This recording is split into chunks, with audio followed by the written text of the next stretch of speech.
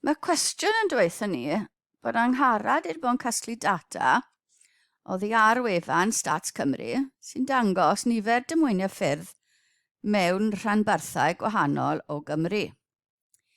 Mae gan Angharad diddordeb mewn diogelwch ar y ffyrdd ac mae hi'n cynhyrchu'r graff canlynol. Nifer y dymwyniau, graddfa ar ochr chwith nifer y dymwyniau yn erbyn y flwyddyn. A dyma 1, 2, 3, 4, 5 gwahanol ar gyfer y gwahanol rhanbarthau sydd wedi cael eu cofnodi. Rhowch 2 wall mae hi wedi wneud. Wel, 2 wall. Wel, yn gyntaf, mae'n amlwg bod y linell yma, sef y linell am Gymru, ddim yn dilyn y gwybodaeth dail am fyna. Ond beth mae hi wedi wneud yw dilyn y flwyddyn. Felly mae graff dy hi o'r flwyddyn 2008 sy'n bach uwchben y linell a mae fe'n cynyddu anar y 10 i 2017. So mae hi heb gosod y data ar gyfer Cymru gyfan. Mae hi wedi wneud hwnna'n anghywir. Beth arall mae wedi wneud yn anghywir yw, os ydrychwch chi ar Gwent, mae Gwent yn ôl y graff yn dechrau ar 2000, mae Gwent yn ôl y tabl yn dechrau ar 10,1060. Felly, graff Gogledd Cymru a graff Gwent wedi cymysgu landau. Mae data ar gyfer Gogledd Cymru 1956, sef yna ar y linell sy'n cynrychioli Gwent. Felly mae'r ddau yna wedi cymysgu lan gyda'i. 2 wall.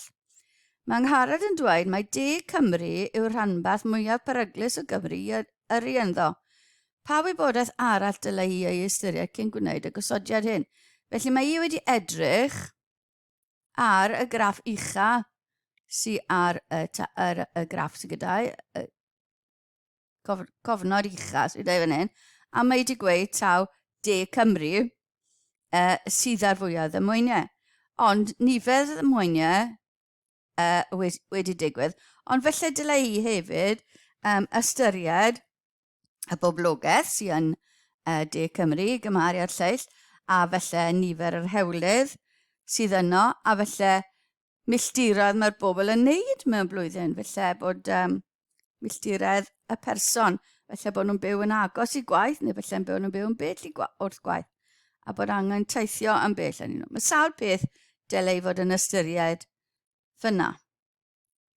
Ymlaen i B, mae Cymru hefyd wedi rhannu yn 22 rhanbarth llai.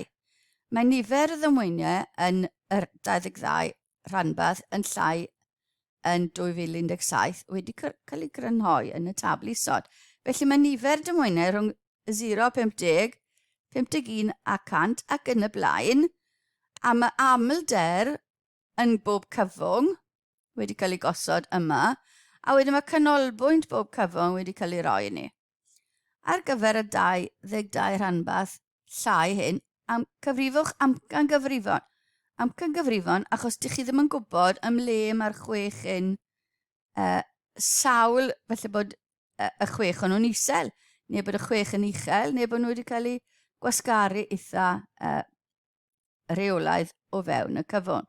Felly ni angen amcangyfrif ar gyfer y cymedr a'r gwiriad safonol ar gyfer nifer y dymwyniau. Felly rhwng 0 a 50 mae 6 dymwen wedi bod. 51 a 100 mae 9 dymwen wedi bod. So i ddod o hyd i'r cymedr, beth ni angen gwneud yw adio bob x, sef ar x ni'n mynd i gymeryd i'r canolbwynt, pob cyfwng. Felly ni'n mynd i gosod nhw gyd yn y canol. Amcangyfrif ni'n neud, felly ni'n gosod nhw gyd yn y canol fel amcangyfrif o'r cyfwng. Felly mae 6 lluosi 25 yw'r cyfnod top na, a wedyn ni'n adio nhw gyd lan a ni'n rhannu dyfaint sydd yn ni, swm yr amlder, sef 22 yn yr enghraifft yma. Felly ni angen 25 lluosi 6, lle 75 275.5, lluosi 9, ac yn y blaen, tan bod ni'n cyrraedd 275.5, lluosi 1, a rhannu hwnna dy 22. Na, gallwch chi wneud hwn ar eich cyfrifiannell, a bydde'n ddiddorol i wirio bod yna yn atebion ni'n gywir, a byddai'n dangos chi sut i wneud hynny ar y diwedd. A mae 4 marc am hwn, felly mae angen roi'r camau mewn. Felly chi angen lluosi'r canol, pob cyfwng, lluosi'r amlder, adio hwnna i fyny, rhannu dy swm yr amlder. Mae hwnna'n dod yn 2,058 rhannu 22, sy'n rhoi i ni 93.5. Nawr fi wedi talgrynu hwnna i un lle degol, o achos un lle degol yw'n cwestiwn ni, felly mynd mwy manwl bydde yn colli cywirdeb. Felly dyna'r cymedr. Y gwiriad safonol yw ail isradd yr amrywiant, felly ni angen ysgwario bob canolbwynt, bob x, sgwario bob x, lluosi dy'r amlder, a wedyn tynnu a rhannu gyda'r swm yr amlder, a tynnu bant y cymedr wedi sgwario. Felly, nhw wedi rhoi i ni swm fx di sgwario, felly ni'n gallu defnyddio hwnna, rhannu dy 22, minus y cymedr wedi sgwario. Nawr fi'n defnyddio'r gwreiddiol yma, rhaid gofyn bod ni gamgymeriad, neu bod ni'n dod mewn â gwallau talgrynu os ni'n iwsio'r un sydd wedi talgrynu. Felly, dyna'n rhifau ni. Hwna'n dod i 4,435 pwynt ac yn y blaen. Talgrynu hwnna, ail isradd gynta, a wedyn talgrynu fe i un lle degol. Felly'n amcan gyfrif ni, cofiwch, yw ar gyfer y gwiriad safonol yw 65.1. Nawr fi'n mynd i fi mlaen i rhan C, o achos na i ddangos i chi rheina nes ymlaen sut i gofio am yr fformula yma a sut i ddefnyddio'r cyfrifiannell. Felly ni mlaen i C.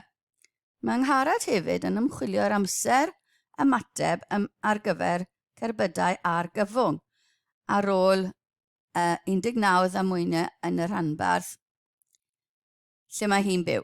Mae hi'n cynhyrchu'r histogram isod. Amser ymateb ar gyfer cerbydau a'r gyfwng, a dyma'r histogram sydd gyda'i. Nodwch gwiriad mae angen yng Angharad i wneud i'r histogram hwn. Wel, yn gyntaf i nid yr amlder sy'n cael ei ddangos ar y chwith, ond y dwysedd amlder, y frequency density, achos arwynebedd bob bocs sy'n dangos yr amlder mewn histogram. Felly dyna rhan 1. Mae Angharad yn dweud mae mwy o gerbydau'n ymateb mewn amser rhwng 10 ac 11 munud. Achos hwnna'r uchadau. Nac mewn unrhyw gyfwng 1 munud arall. Rhowch sylw am eich gosodiad. Felly mae hi'n gweud, ach mae uwch lan ar y tabl, mae fwy yn digwydd, mae fwy o gerbydau ymateb yn cyrraedd o fewn 10 a 11 munud nag unrhyw un arall. Ond os edrychwch chi ar rhwng, beth yw hwn, rhwng 8 a 10, a cymeryd yr arwynebedd hwnna, so rhwng 8 a 10, ni lan i 2.5, felly mae 2, lluosi 2.5, yn rhoi 5 i ni. Felly mae 5 yn y cyfwng rhwng 8 a 10, dim ond 3 sydd yn y cyfwng rhwng 10 ac 11. Felly gallai'r 5 yna i gyd fod rhwng 9 a 10, neu 8 a 9, sy'n golygu bod hi'n anghywir fyna. Felly mae 5 yn y cyfwng rhwng 8 a 10, a gallen nhw gyd fod mewn 1 munud, mewn cyfwng 1 munud, sy'n wahanol i'r un rhwng 10 ac 11. A'r trydydd rhan, rhowch sylw am sgiwiedd yr histogram hwn. Mae'r histogram a siap yna, felly dyw'r pigyn ddim yn y canol, mae cwt gyda fe ar y dde, felly ni'n dweud bod hwnna asgyw positif. Nawr, awn ni nôl i edrych ar y fformula yma. Sut ych chi'n mynd i gofio hwn nawr? Yn eich llyfrau fformula chi, mae'r sylwad yma, felly'r amrywiant, sigma sgwar, ond ar gyfer tebygolrwydd. Ond os ych chi'n ystyried tebygolrwydd fel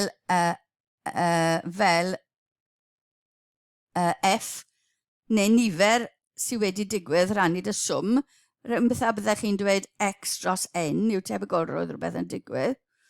So os ych chi'n ystyried yr P yna fel yr amlder personol, yr pwynt yna, rhannu dy swm yr amlder, swm sydd wedi digwydd, wedyn gallwch chi ysgrifennu sigma sgwar fel xi wedi sgwario lluosi fi dros swm yr fi, sef y p minus y cymed yr disgwario. A yna beth sydd gyda ni fyna heb yr i.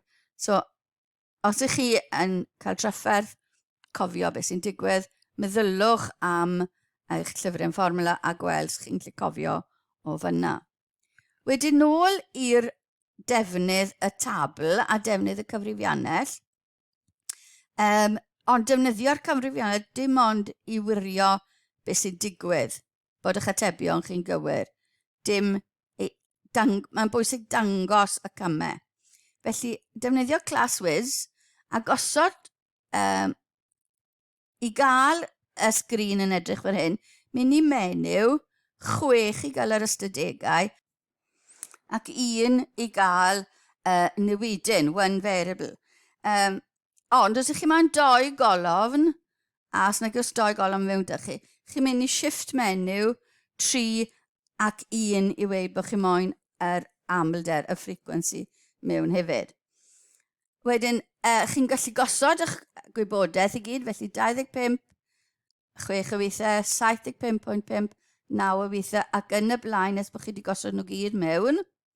Wedyn, mynd i opsiwn 3, felly opsiwn fan hyn, a 3, a chi'n cael y sgrin yma le mae'r gwybodaeth i gyd ni angen. Felly, yr x bar, 93.5, gyda ni fyna. Y swm x gyda ni, 2058, gyda ni fyna, yn gywir. Swm x gwar, o'n nhw wedi roi ni, gyda ni fyna. A wedyn y sigma x yn 65.1. Sigma ar gyfer x yw hwnna, yr gwiriad safonol. A wedyn ni, sewch chi lawr yr bwtwn sy'n dangos lawr, a gewch chi sgrin yma, a gewch chi fwy o wybodaeth, a dyn ni yma yn dangos yn enni, yn cyfanswm, yn amlder i ni. Jyst braslun o sut i ddefnyddio'r cyfrifiannell i ddod o hyd i'r wybodaeth. Ond mae'n bwysig bod chi'n dangos y camau yn eich gweithio mas.